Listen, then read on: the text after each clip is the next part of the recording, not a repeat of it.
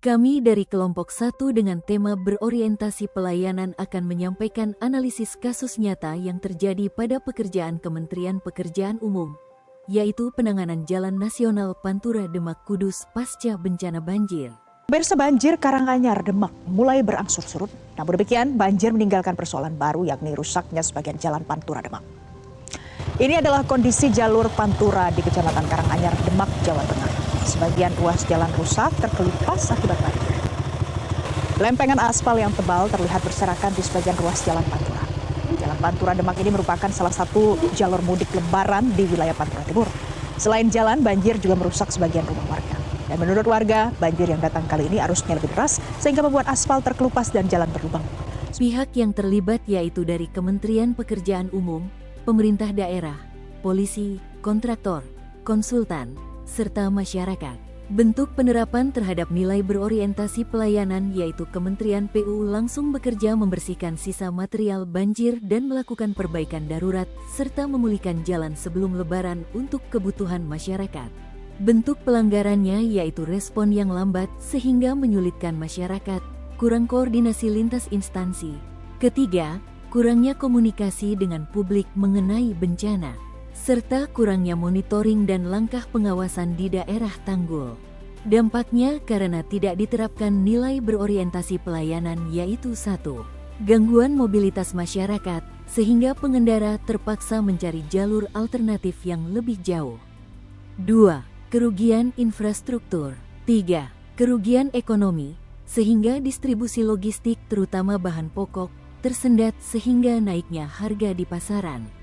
4. Keselamatan terancam, menyebabkan jalan berlubang dan licin meningkatkan risiko kecelakaan lalu lintas.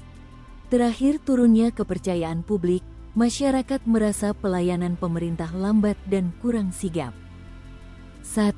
Membentuk emergency response unit infrastruktur, siap 24 jam dengan peralatan dasar, terutama di daerah rawan bencana sehingga tim dapat bergerak cepat ketika ada laporan.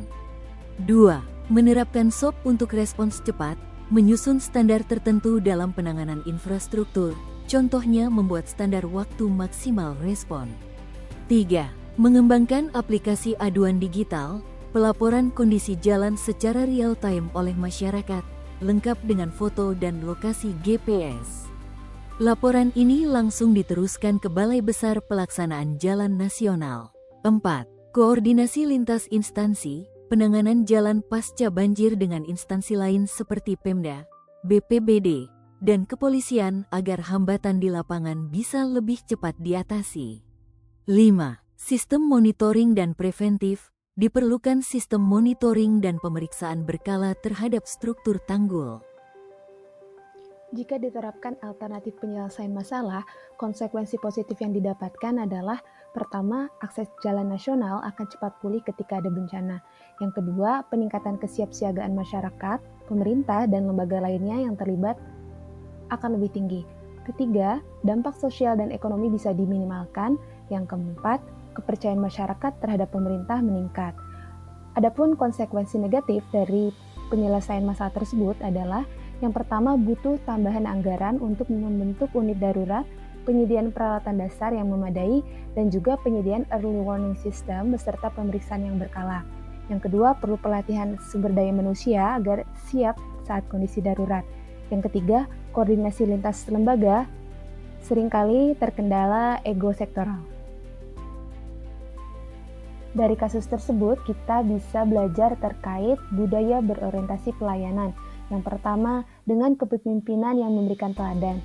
Pelayanan publik artinya prioritas utama bukan formalitas. Kemudian sikap responsif, budaya kerja yang cepat, tepat, dan tidak menunggu keluhan masyarakat menumpuk. Yang ketiga, proaktif, adanya antisipasi seperti monitoring and early warning system, perencanaan anggaran preventif. Yang keempat, adanya empati, membuka posko aduan, hotline, ataupun update informasi dengan jelas dan transparan kepada masyarakat.